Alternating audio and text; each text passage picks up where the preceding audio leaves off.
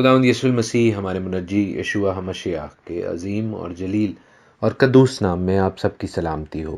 نبیوں کی کہانی بائبل اسٹڈی پروگرام کے ساتھ ہارون خان آپ کی خدمت میں حاضر ہے، اور ہم خداوند کے زندہ پاک کلام میں سے، بائبل مقدس میں سے رومیو کے خط کو سیکھ رہے ہیں، letter to the Romans by Paul, اور اس کے پہلے باب کے حوالے سے عزیزو آج 8واں پروگرام ہے، first chapter and 8th programme regarding first chapter. ہم خداوند کی شکر گزاری کرتے ہیں، سارا جلال اپنے باپ کو دیتے ہیں، کلام مقدس سے جو برکت، جو بلیسنگ، اس کے سیکھنے سے، اس میں آگے بڑھنے سے جو ترقی ہم حاصل کر رہے ہیں، روحانی بھی اور علمی بھی، اس کے وسیلے سے جو آپ کی زندگیاں انکریج ہو رہی ہیں، حوصلہ پا رہی ہیں، تسلی پا رہی ہیں، ایکسائٹمنٹ ہے، جوش ہے کلام کا، عزیزو ان گواہیوں کے لیے، ان ٹیسٹمنیز کے لیے، ان میسیجز کے لیے جو آپ گروپس پہ اور میرے ساتھ شیئر کرتے ہیں، ہم سارا جلال اپنے آسمانی باپ کو دیتے ہیں۔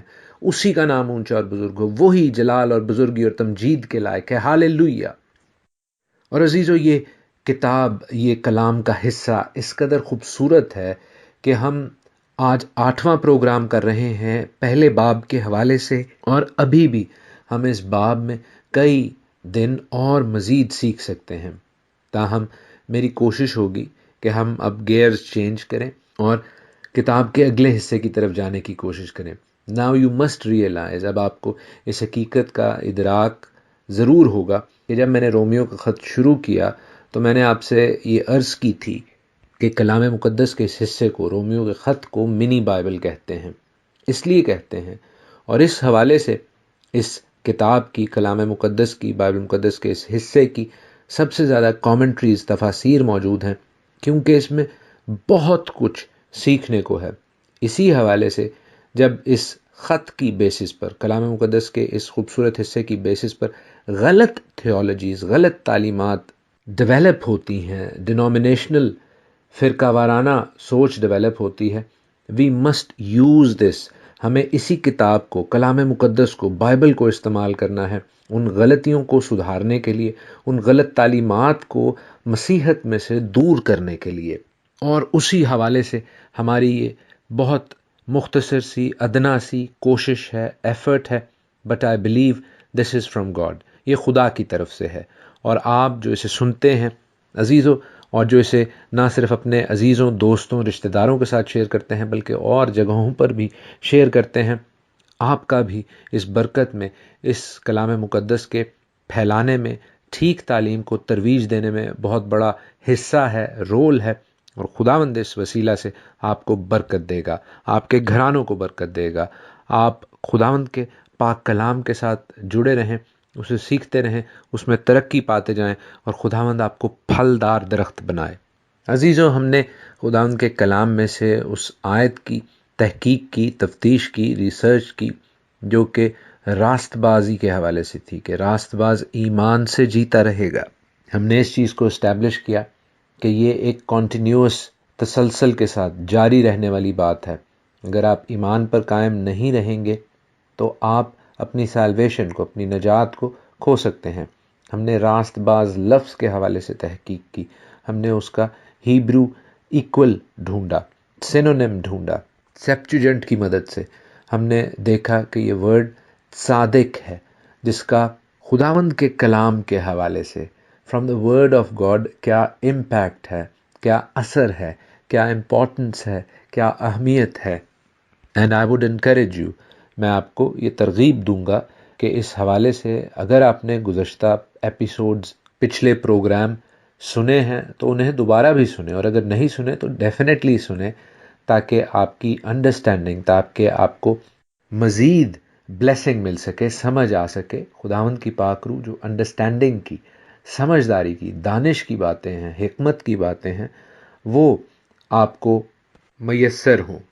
عزیزو، یہ خوبصورت جو الفاظ ہیں کہ راست باز ایمان سے جیتا رہے گا، دراصل پولس رسول نے حبقوق سے آریتن لیے ہیں۔ یہ اس ایکسپریشن کو یوز کر رہے ہیں جو کلام مقدس میں پہلے بھی آیا ہے۔ میرے ساتھ دیکھیں، حبقوق کی کتاب، اس کا 2 باب اور 4 آیت، حبقوق 2:4۔ دیکھ، متکبر آدمی کا دل راست نہیں ہے، لیکن صادق اپنے ایمان سے زندہ رہے گا، آمین۔ عزیزو، ہم نے اس حوالے سے گزشتہ پروگرام میں سیکھا کہ صداقت کیسے قائم رہتی ہے، خداوند کے کلام پر چلنے سے۔ صادق جو رائچس ہے، وہ اس کا ایمان جو ہے وہ خداوند کے کلام پر کنٹینیوسلی چلنے سے قائم رہتا ہے۔ بے شک برکت، بلیسنگ، میراث، نجات کا گفٹ خداوند کی صلیب کو، خداوند کے بیٹے کو قبول کرنے میں ہے، لیکن جو کانسیپٹ ہے صداقت کو قائم رکھنے کا، ایمان کے ساتھ کنٹینیوسلی اپنا رشتہ استوار رکھنے کا، وہ خداوند کے کلام کو ریگولرلی پڑھنے، اس پر چلنے سے ہی ممکن ہے۔ اس حوالے سے خداوند کے کلام کی بہت اہمیت ہے، اس کو اپنی زندگیوں میں اپنانے کی بہت اہمیت ہے، امپورٹنس ہے، اینڈ وی مسٹ ریممبر، اور ہمیں یاد رکھنا ہے۔ افسیوں کے 6 باب میں، ایفیشینز 6 میں، بحیثیت مسیحی کے، وہ مسیحی جو خداوند کی بادشاہی کا حصہ اور ابلیس کی بادشاہی کے برخلاف برسر پیکار ہیں، ابلیس کی بادشاہی سے، ڈیولز کنگڈم کے ساتھ لڑ رہے ہیں، ان کے پاس جو تلوار ہے، جو سورڈ ہے، جو ہتھیار ہے، وہ خداوند کا پاک کلام ہے، جسے روح کی تلوار کہا گیا ہے۔ باقی سارے ہتھیار ڈیفینسو ہیں، اپنے دفاع کے لیے ہیں، لیکن جو اٹیکنگ ہتھیار ہے، جو حملہ کرنے والا ہتھیار ہے، جو خداوند کے کلام سے فتح پانے کا ہتھیار ہے، وہ صرف اور صرف خداوند کے ورڈ کو، کلام کو، وچن کو کہا گیا ہے، and we must realise the importance of it.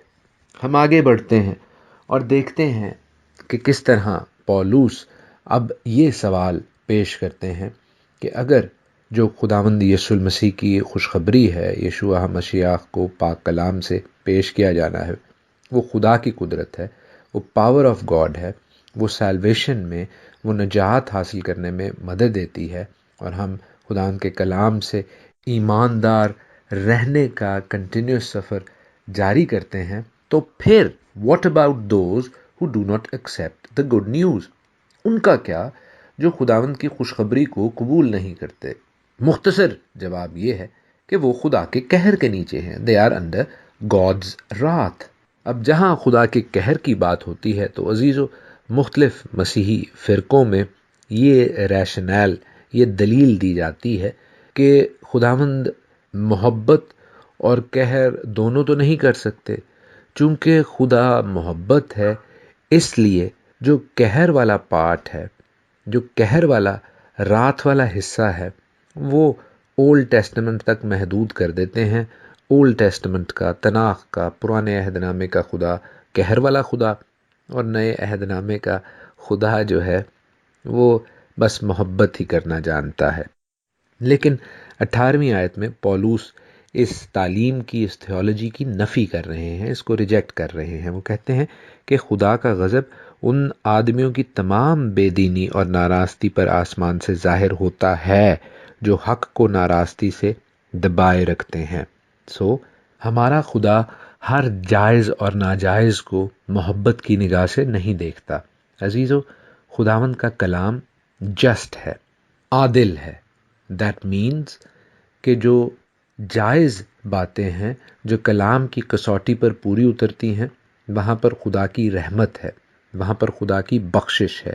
لیکن جو باتیں خداوند کے کلام کے برعکس اور خداوند کو غصہ دلانے کے مترادف ہیں، ان باتوں پر خدا کا غضب بھی جائز ہے۔ لیکن یہ غلط باتیں کیا ہیں؟ یہ سن کیا ہے؟ یہ گناہ کیا ہے؟ گناہ کی ڈیفینیشن کیا ہے؟ عزیزو، خداوند کے پاک کلام ہی سے ہم رہبری، رہنمائی اور کلیرٹی حاصل کرتے ہیں۔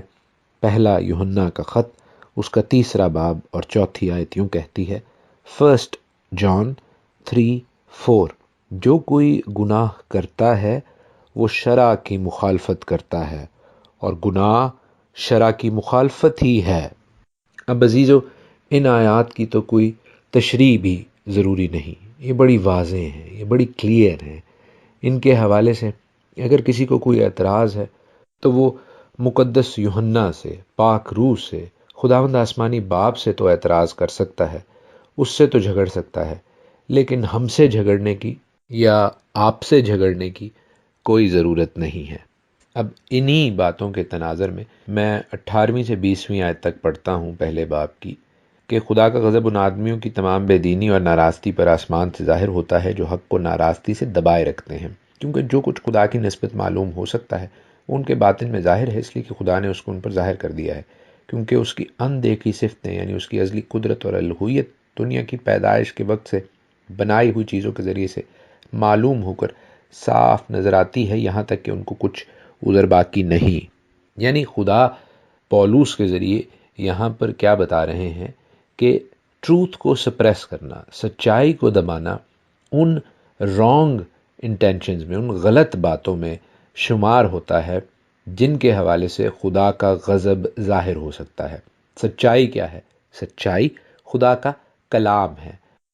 God's word is the truth. God's covenants، خدا کے آئین، خدا کے احکامات، خداوند کے کلام کی وہ پیشن گوئیاں، نبوتیں سچائی ہیں عزیزو، جن کے حوالے سے خداوند یسوع المسیح کہتے ہیں کہ سچائی کو تلاش کرو اور سچائی تم کو آزاد کرے گی۔ اور پولوس یہاں پر ہر کسی کو جو کلام مقدس سے واقف ہے، چاہے وہ اسرائیلی ہیں، چاہے وہ جینٹائلز ہیں، غیر اقوام میں سے ہیں، اگر ان کو کلام مقدس کی ایکسیس ہے، کلام مقدس ان تک پہنچا ہوا ہے اور وہ خداوند کے کلام کی سچائیوں کو دیکھتے ہوئے نہیں دیکھتے، سنتے ہوئے نہیں سنتے، تو پولوس ان لوگوں کو ایسے لوگوں میں شمار کر رہے ہیں جو خدا کے غضب کے نیچے ہیں، جن پر خداوند کی رحمت نہیں بلکہ خداوند کا غضب نازل ہوگا۔ عزیزو، and this is a universal truth, یہ ایک عالمگیر سچائی ہے، ہمیں اس کو آج بھی سمجھنے کی ضرورت ہے۔ آپ سب جن کے پاس کلام موجود ہے، اگر خداوند کے کلام کی سچائیوں کو، خداوند کے کلام کی حقیقتوں کو سنتے ہوئے بھی نہیں سنتے، یعنی صرف کانوں سے سنتے ہیں اور اپنی زندگی میں اپلائی نہیں کرتے، اور دیکھتے ہوئے بھی نہیں دیکھتے، یعنی روحانی اندھے پن کا شکار ہیں خداوند کے آئین اور احکام اور اس کی شریعت کے حوالے سے، تو عزیزو you must get out of that crowd, اس کراؤڈ میں سے، اس ہجوم میں سے جو خدا کے غضب کے نیچے ہے یا خدا کے غضب کے نیچے آ سکتا ہے، اس سے دور ہوں، ان لوگوں میں شمار ہوں جو خداوند کی صداقت کے، خداوند کی رائچسنس کے، خداوند کی راست بازی کے تلے ہیں، تاکہ آپ خداوند کی محبت کے حقدار ہوں۔ 21 سے 23ویں آیت تک، 21 سے 23 آیات جو ہیں وہ ان لوگوں کے حوالے سے ہیں جو اس وقت بھی، آج تو ہیں ہی ہیں، اس وقت بھی کریشن پر، خداوند نے جو دنیا بنائی اس پر سوال اٹھاتے تھے، وہ مختلف آرگیومنٹس، اعتراضات پیش کرتے تھے کہ خدا نے دنیا نہیں بنائی بلکہ کسی اور پروسیس کے تھرو، کسی سائنٹیفک طریقے سے غالباً دنیا مارز وجود میں آئی ہے، کائنات کی تخلیق ہوئی ہے۔ پولوس کہتے ہیں، اور میں پڑھتا ہوں 21ویں سے 23ویں آیت تک، کہ گرچہ انہوں نے خدا کو جان تو لیا مگر اس کی خدائی کے لائق اس کی تمجید اور شکر گزاری نہ کی، بلکہ باطل خیالات میں پڑ گئے اور ان کے بے سمجھ دلوں پر اندھیرا چھا گیا، وہ اپنے آپ کو دانا جتا کر بے وقوف بن گئے اور غیر فانی خدا کے جلال کو فانی انسان اور پرندوں اور چوپایوں اور کیڑا مکوڑوں کی صورت میں بدل ڈالا۔ پول عزیزو، پولوس دراصل ان لوگوں کو جو خداوند کی الوہیت، خداوند کی اس تخلیق کو، خداوند کی اس کریشن کی بات کو چیلنج کرتے ہیں، انہیں جھنجھوڑ رہے ہیں۔ اگرچہ سائنس کا، اگرچہ جس طرح آج کل کے دور میں سائنس اور ریلیجن ٹوٹلی ایک دوسرے کے اگینسٹ ہیں، ایک دوسرے کے خلاف ہیں، ویسا سچویشن اس وقت تو غالباً نہیں تھی، تاہم ہم دیکھتے ہیں کہ وہ یہ کہتے ہیں کہ غیر فانی خدا کے جلال کو آپ انسانی باتوں سے، پرندوں اور چوپایوں اور کیڑے مکوڑوں کی صورت میں نہیں بدل سکتے۔ آپ انسانی ریس کو، انسانی نسل کو ایسا کہہ رہے ہیں کہ وہ اتنی شاندار ہے کہ اس نے سب کچھ ایجاد کیا، ترقی دی، سب چیزوں کی بنیاد رکھی۔ That is wrong. خداوند نے اس دنیا کو تخلیق کیا، خداوند کی بدولت یہ کائنات مارز وجود میں آئی۔ میرے ذہن میں زبور 19 کی جو آیات ہیں، سام 19 کی ورسز ہیں، وہ آ رہی ہیں۔ کیا ہی خوبصورت وہ زبور ہے۔ جب میں چھوٹا تھا تو مجھے یہ زبور زبانی یاد کرنے کو کہا گیا اور وہ مجھے آج بھی یاد ہے. میں آپ کو سنائے دیتا ہوں کہ آسمان خدا کا جلال ظاہر کرتا ہے اور فضا اس کی دستکاری دکھاتی ہے. دن سے دن بات کرتا ہے اور رات کو رات حکمت سکھاتی ہے. نہ بولنا ہے نہ کلام، نہ ان کی آواز سنائی دیتی ہے. ان کا سر ساری زمین پر اور ان کا کلام دنیا کی انتہا تک پہنچا ہے. اس نے آفتاب کے لیے ان میں خیمہ لگایا ہے جو دلہے کی مانند اپنے خلوت خانہ سے نکلتا ہے اور پہلوان کی طرح اپنی دوڑ میں دوڑنے کو خوش ہے. وہ آسمان کی انتہا سے نکلتا ہے اور اس کی گشت اس کے کناروں تک ہوتی ہے اور اس کی حرارت سے کوئی چیز بے بہرا نہیں. ہاللیلویا! خداوند تیرا شکر ہو. خداوند کے پاک کلام کے لیے ہم شکر گزار ہیں. خداوند کا پاک کلام، خداوند کی روح ہماری رہنمائی کرتی ہے کہ خداوند نے اس دنیا کو تخلیق کیا اور وہ آج بھی ہماری فکر کرتا ہے. وہ آج بھی ہمارے چھوٹے سے چھوٹے اور بڑے سے بڑے کام کو کرنے کے لیے ہمارے ساتھ موجود ہے، بشرطے کہ ہم ان لوگوں میں شامل ہوں جو اس پر ایمان رکھتے ہیں، اس کے کلام کے ساتھ مسلسل کنٹینیوسلی جڑے ہوئے ہیں اور اس کی گواہی دینے سے شرماتے نہیں. خداوند آپ کو آج کے پروگرام سے، اپنے پاک کلام سے بہت برکت دے. خداوند آپ سب کے ساتھ ہو. آمین.